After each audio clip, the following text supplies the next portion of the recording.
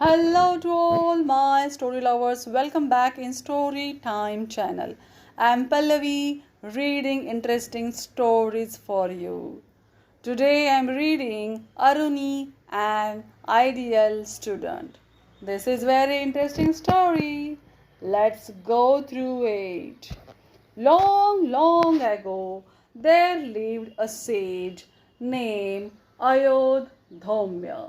He was a great scholar, and many students from distant lands came to stay in his Gurukul and learn from him. Those days, there were no schools or colleges. The students lived with the Guru in his ashram and learned from him. The well read Munis lived a very simple life and had no servants. The students helped with the housework. They had to get firewood from the forest, fetch water from the river, tend the garden and fields of crops, and also take care of the domestic animals. They learned the scriptures, various life skills, how to wield weapons, and different arts along with these daily course. The pupils master not just the scriptures but also turn into responsible human beings, ready to face the challenges of life. One cloudy morning, when the pupils of the Ayodhya were busy with their usual tasks, it began to rain heavily. Everyone ran indoors. A wild storm blew outside and flashes of lightning streaked across the sky. The thunder roared like hundreds of gunshots being fired there, here, and everywhere. The sage looked worried. He thought of his fields. The crops were nearly ready, but Dhaumya had had no time to build strong boundaries. This rain was untimely. What will happen if the boundaries are washed away by the rain? He wondered. The entire harvest would be gone. He looked at his young pupils and called out to Aruni. Aruni, go to the fields and see if the boundaries are still intact. I had noticed some breaks last evening. The water could simply rush in and wash out the crops. If the breaks are not mended, will you attend to it, please? Of course I will, Guruji, said Aruni at once. I will mend the boundary and see to it that the water doesn't enter our fields and spoil the crops. Do be quick. We need to act fast. Urged Ayodhya, looking at the grey sky. Aruni rushed out to the fields. The rain was lashing down in torrents and most of the fields were already underwater. Aruni looked around carefully and noticed the breach in the boundary wall. Water was gushing in from here. With the help of the spade he was carrying, he tried to repair it, blocking the flow with mud and sticks.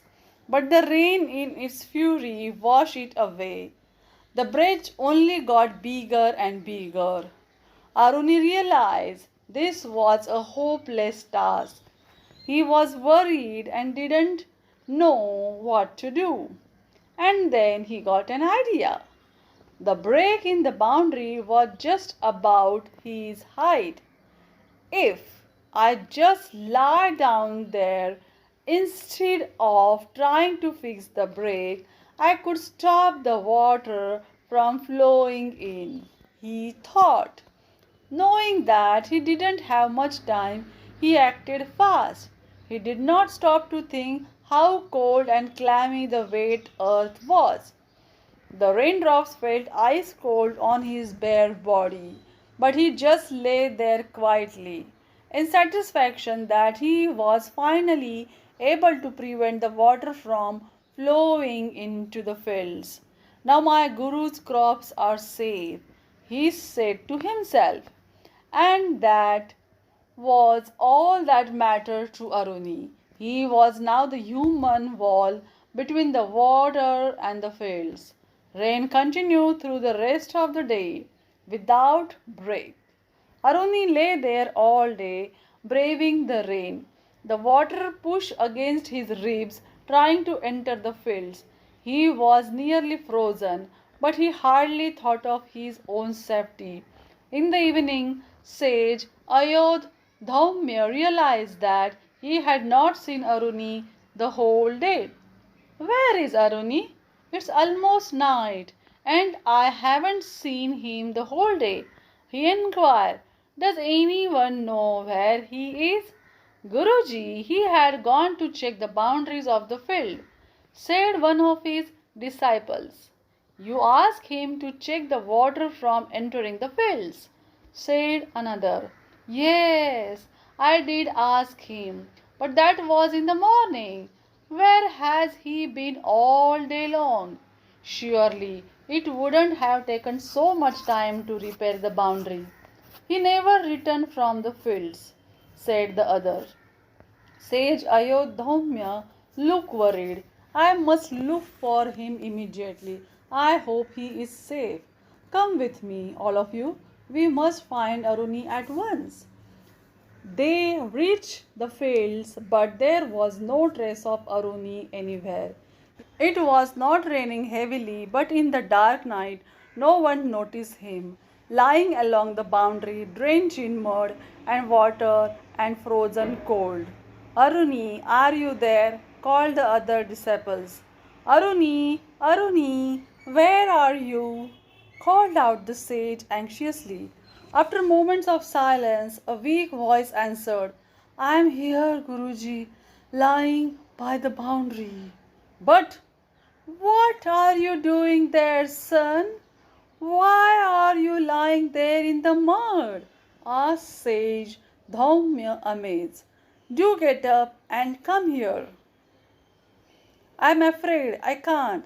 I have been lying here all day because I could not fix the boundary, said Aruni, shuddering with cold.